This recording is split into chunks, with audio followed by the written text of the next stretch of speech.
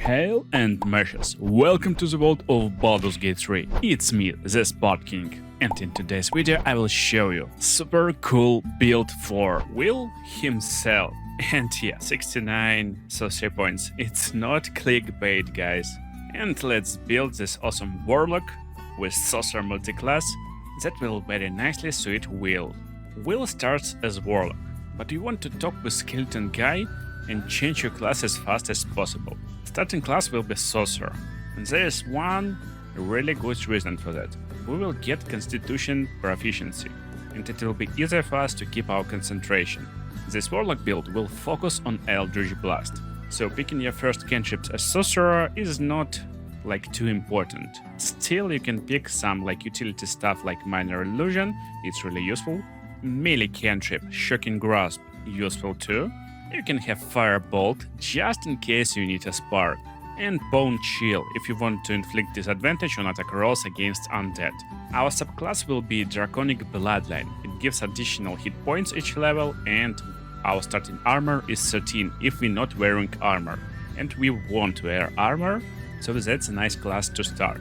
And for starting spells, I would recommend picking Shield, which will increase our armor class as a reaction, and we would take no damage from Magic Missile, but there's not too much people who use Magic Missile. And Magic Missile, by the way, we're taking them too to have 100% hit chance. Our Dragon Ancestor will be any cold dragon you like. White Dragon will have Armor of Agathos, and we will get it from Warlock anyway, so Silver Dragon is nice. We'll get this Feather Fall, why not to have this supportive ability. And our abilities, of course.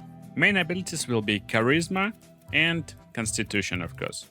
Constitution will help us succeed saving throws to keep our concentration. Charisma is our ability to hit targets more often and inflict more damage. And we will min-max this build with 15 in Dexterity. Dexterity is really important too because we're wearing no armor, and it will increase our armor class and initiative, so we will act first most of the time. And then we instantly on second level switch into Warlock. As Warlock we're picking Eldritch Blast, our bread and butter spell of course, and you can have some fun stuff like Mage Hand. Our main damage ability is this cantrip anyway. For subclass I recommend picking Fiend. When you're killing creatures you will gain temporary hit points, so it's useful to have some sustain. And as Dragon Sorcerer we get a lot of sustain too with our armor class and additional hit points, so very tanky build for companion. And for our Warlock spells is Hex of course, and I would pick something like Armor of Agathos. Very nice spell, additional hit points, and you inflict damage backwards to attackers. Third level, again we pick in Warlock, getting second Warlock spell slot. We get one more spell from Warlock. I would suggest going with Arms of Hater, because our reaction, protective reaction, will be shield most of the time. So Arms of Hater is nice for this build. If you're being surrounded by a lot of enemies, you just cast this, do a lot of damage and run away, because enemies can't use their reaction to attack when you're leaving. And most important, Eldritch Invocations. So we're picking Agonizing Blast of course. It will add our Charisma modifier to damage dealt with our Eldritch Blast. Straight and simple. And second ability is Repelling Blast. It's passive ability, if it's turned on, we will push enemies away. And basically that's it with our Warlock. We're switching back to Sorcerer and we will finish this build as Sorcerer. On 4th level I recommend picking Enhanced Sleep. It's nice exploration ability, you can cast it on you and your party to travel large distances. And we get Meta Magic at level 4, at level 2 Sorcerer. And we want to pick Twin Spell that will give ability to target additional creature with our spells, and Distance Spell. On level 5 we will get Spells level 2, and now we need protective spells, some control spells like Hold Person, very nice one. And now we can learn our best Metamagic Quicken spell, very powerful stuff. It costs a lot of sorcery points, but we can use our magic as bonus action, very powerful stuff. So level 6 you get additional cantrip, you can pick something like Ray of Frost, but it doesn't matter too much, so you can go with exploration stuff. Good spell to pick right now will be Misty Step, or just Knock, so you can unlock any door and any chest without lockpicking and finding keys. Now we're getting our feet and we want to get additional improvement of abilities and get +1 into Dexterity, +1 into Charisma. And now level 7, we pick in Haste. As Sorcerer, we get proficiency with this Constitution saving throws, so being able to concentrate on Haste spell is really nice. We get an additional armor and additional action. And level 8.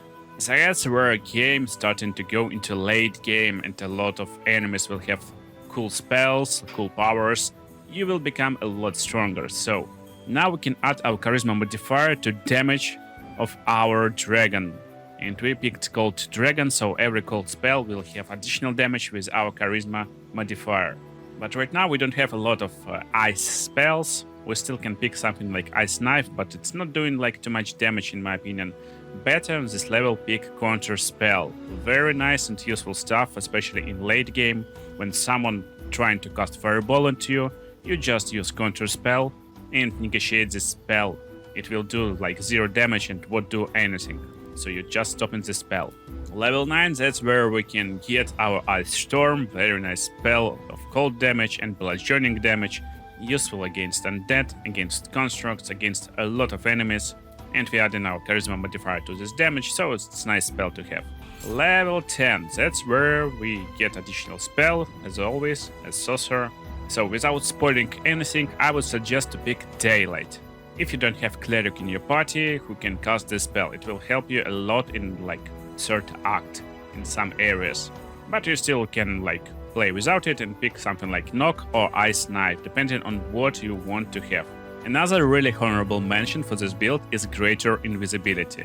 I will show how to use it in a second, so pick something from this spell list. And we get additional feat, it will be ability improvement into Charisma. So we maxed out our Charisma at 20, we're level 11 right now, we pick an additional spells, and it will be one of this spell. So it's either Cone of Cold for cold damage, or Hold Monster if you want some control against big monsters who are not humanoids. I suggest going just for damage with Cone of Cold right now, and then at level 12 finishing with additional cantrip, it doesn't matter what you pick, and Hold Monster. And on these later levels you can pick Subtle Spell, so I will show you how to use Meta Magic just in a second, and depending on how you like to play this Warlock, you can pick Subtle Spell instead of Distant Spell on previous levels, so keep this in mind. That's the build. And now let's talk what gear should we get to maximize its potential. For helmet slot I would go with Birthright. It increases our charisma by 2 and now we get 22 in charisma.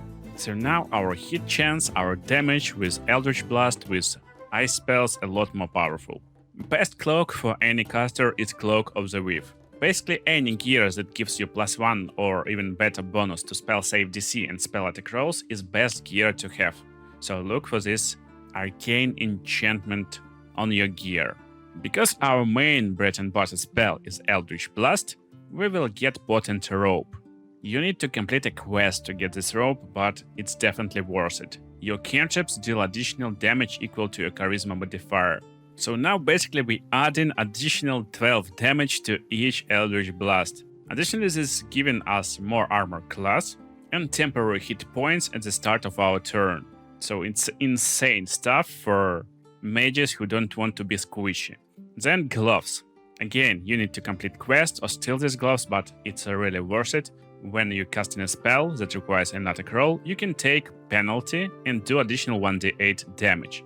So it's passive, you can turn this off and turn this on, depending on what enemies you face, but if you face enemies with low AC, you can definitely use it to do even more damage with your Eldritch Blast.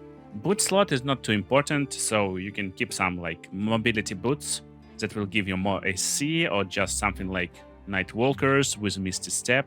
What is important is a weapon, and best starting weapon will be Spell Sparkler. You can get it in Act 1, and it will carry you up to Act 3 basically, where you can get your late game weapon, which is Marco Heshker, of course. Marco Heshker is insane, it gives you +1 to spell save DC and attack rolls, and most importantly it got this passive Kireshka favor. More on this later, just in a second. So, ring slots, and basically Jewelry slots. They're not too important for this build, you can pick like any jewelry you like. Something like Kalos Glow Ring can increase damage of Eldritch Blasts by 2 damage per cast if enemies in sunlight area. Another good ring that you can take is Burnished Ring. It gives you ability Paralyzing Ray, and you can paralyze targets for 100% chance of hitting them. I will show you in a second again. And necklace, again, pick whatever necklace you like, it doesn't matter. You can pick something like when one of your cantrips deal elemental damage, you add spellcasting modifier to damage dealt. So, just in case you don't want to cast your Eldritch Blast, you can cast Ray of Frost and it will do additional damage. Still, most of the time you won't do it, that's why you're going to use Eldritch Blast most of the time, and it doesn't matter what necklace you have.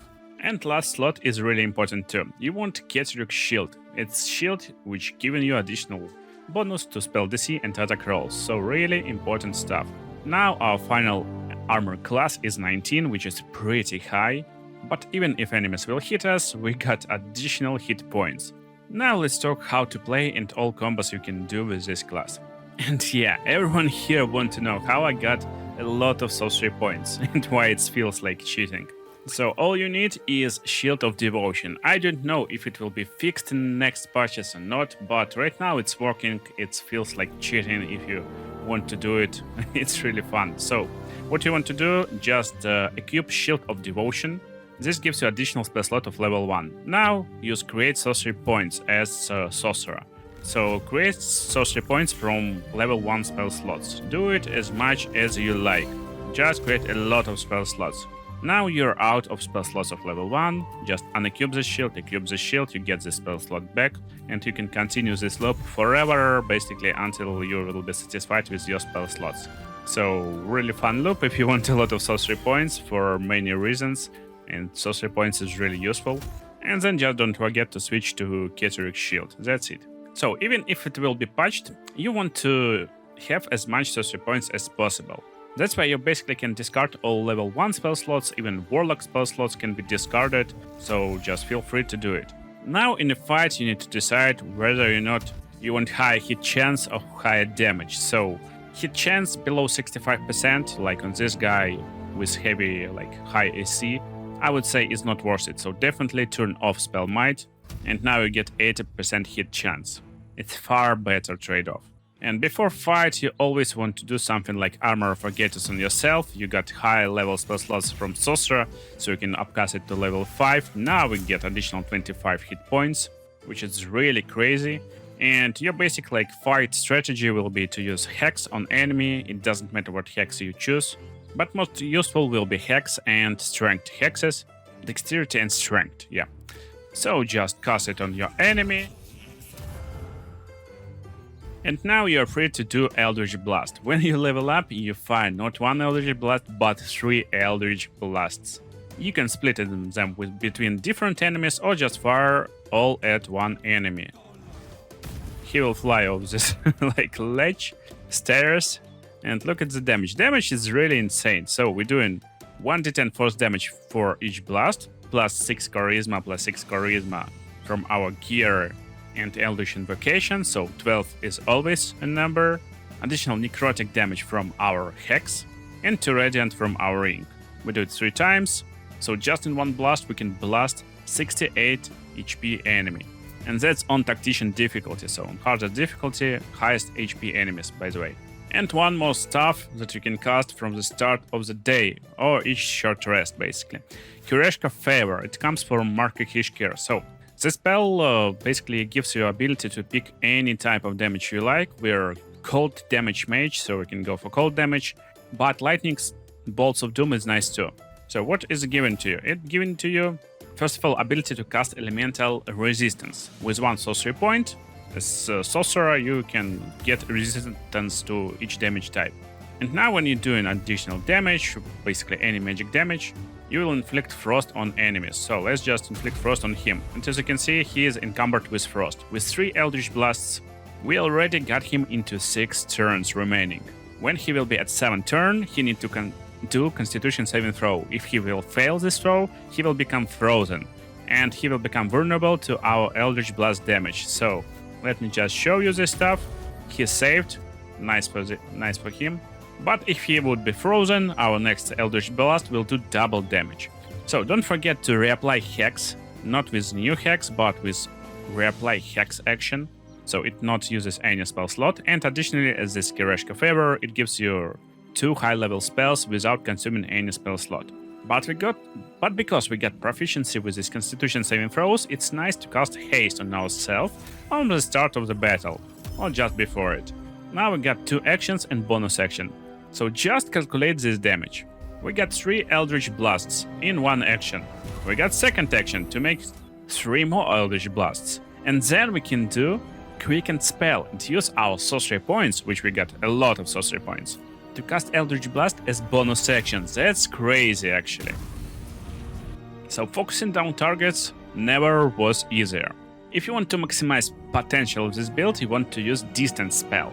It again costs 1 Sorcery point, but it increases range of your spells by 50%, so just normal Eldritch Blast can fire for like incredible distances, and you just can snipe enemies from long distance. They will try to catch up to you, you will run away, kite them, so very useful stuff.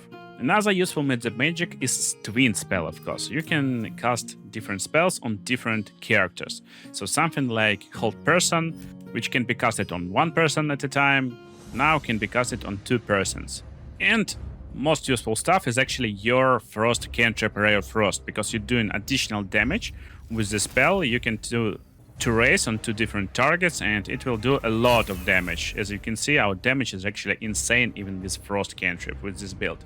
I don't think our high-level spells like Ashtorm require demonstration, but in case you wish to see how it looks like that. You're doing like crazy amount of damage, everyone will be falling prone, it will be hard for them to move in this terrain, so that's really powerful stuff. And one more cool use of Twin Spell, so that's really cool.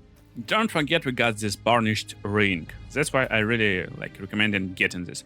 You can use Twin Spell on this Paralyzing Ray and paralyze 2 targets in 1 turn, so you can try to do it if target is paralyzed. When you're standing close, you're doing additional damage and it will crit, and you will have 100% hit chance. Make sure to turn off Repelling Blast, so target will stay nearby, turn on Spelled Might for additional damage, and just use spells that require attack roll, or cantrips like Eldritch Blast. So 3 blasts at this target, look at the damage, it will be just insane. 3 critical hits in a row, each one of them doing more than 35 damage. So basically 100 damage to a target, and we can do it like 3 times on next turn with haste and bonus action, so you can one-shot every boss in 1 turn basically. Don't forget to add Hex to this, because paralyzing targets require no concentration, you just paralyze them and do this stuff. And yeah, you can do same with Hold Person, but it will require you to concentrate on this spell. So this means you can't use haste at the same turn. Cool parts that you can use Arcane Battery to upcast any spell to level 5 and use it without expanding spell slot, so you effectively got a lot of spell slots to use. Every short rest you get in Warlock spell slots, so you can use them to get more sorcery points, in case you don't want to mess up with this Shield of Devotion or it's being patched. In case of exploration, you can cast Feather Fall and Enhance Leap to jump for longer distances and be immune to falling damage. But there's one more super underused feature of this Sorlock. So what is cool strategy? Instead of concentrating on haste to gain additional actions, you can concentrate on greater invisibility, in case you picked it instead of daylight. Now you're invincible, and coolest part, we can cast spells while being invincible. Yeah, it can break when we casting spells, but still it can be resisted, so let's try it. And as you can see, we failed our stealth check. Difficulty class is 15, and we got pretty high dexterity, so we add in this dexterity proficiency. Still, you're attacking with advantage from invisible, it's really useful for making like opening strike, and if it's not breaking, like that, you can still be stealthy and continue your dirty job. You can do additional attacks with advantage, and attacking with advantage with spells is incredibly cool, because you're doing a lot of damage, and as you can see we did it like 2 times, so can we do it like 3rd time in a row? Let's see. Yeah, stealth successful, right? Like that you can just hitmanize in an area and never be seen. All of that by just using 1 cantrip and 1 concentration spell. You just can clear whole town basically. I hope you enjoyed this Wyll build, and it's really super powerful and very useful for your playthrough. Just look at this damage and look at this boy or girl, whatever. Make sure to drop a like and subscribe for more companion builds in Baldurs Gate 3.